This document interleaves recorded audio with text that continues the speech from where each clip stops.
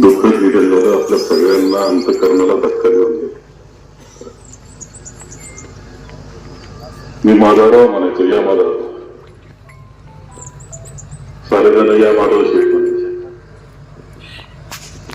एखादं व्यक्तिमत्व आपल्यातलं चालतं, बोलतं, फिरतं, भेटणार, एकदम बैठक सोडून जावं आणि आपल्या सगळ्यांना खूप अंत करणारा त्याचं दुःख व्हावं, अशी ही अवस्था आहे.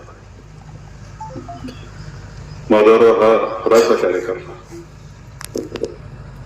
कार्यकर्त्याचं आज गाव सांभाळणारं, माणसं सांभाळणारं असं हाडाच्या कार्यकर्त्याचं उदाहरण द्यायचं ठरलं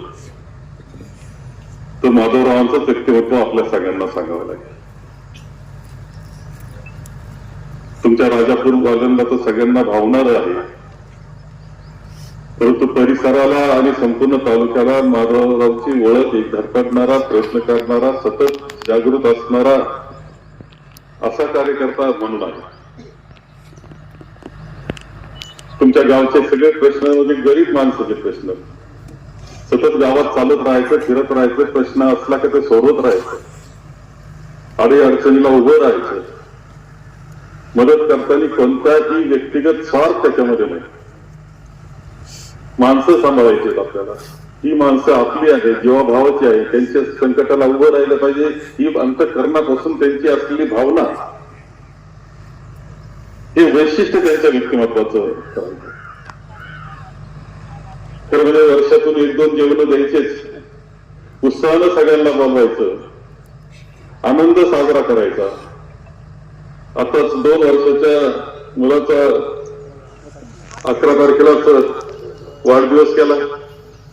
स्वतःचा वाढदिवस सुद्धा करायचा याच्याकरता की सगळ्यांना बोलवायचंय म्हणून करायचं, जीव घालायचंय म्हणून करायचं.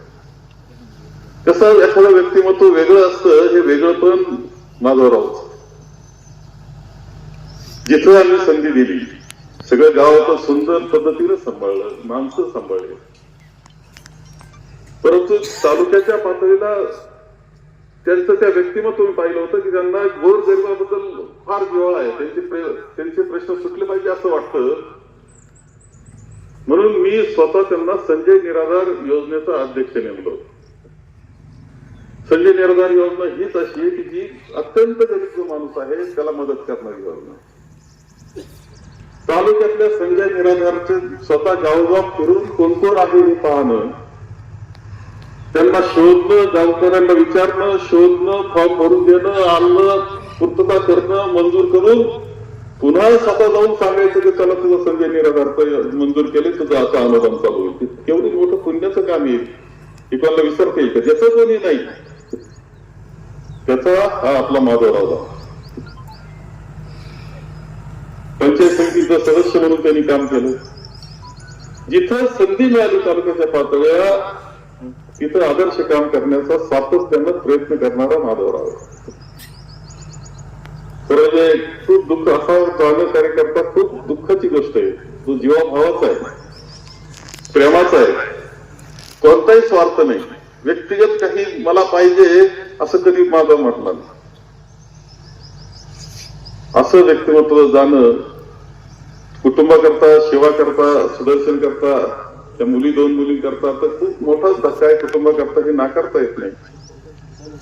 परंतु आपल्या सगळ्यांना सुद्धा कुटुंबातला एक गेला असं वाटावं, हे माधवरावांचं जाणं झालेलं आहे.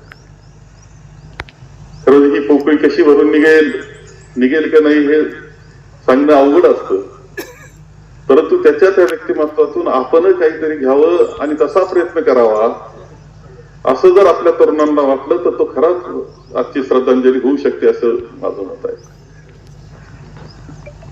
माधवरावच्या जाण्यावर मी त्यांना भावपूर्ण श्रद्धांजली वाहतो. परमेश्वरानं त्यांच्या आत्म्यात चिरशांती द्यावी. मला तर खात्री आहे की एकंदर सगळं माधवरावचं काम पाहिल्यानंतर परमेश्वरानं जागा निश्चितपणे त्याच्या जवळ ठेवली असणार आहे असं ते व्यक्तिमत्व आहे. कारण त्यांनी कायम माणसांच्या सेवेतून परमेश्वराची सेवा केलेली आहे. माधवरावांना भावपूर्ण श्रद्धांजली वाहतो. परमेश्वरानं त्यांच्या आत्म्याची शांती द्यावी, आपल्याजवळ जागा द्यावी ही प्रार्थना करतो आणि माझे 2 शब्द सांगतो.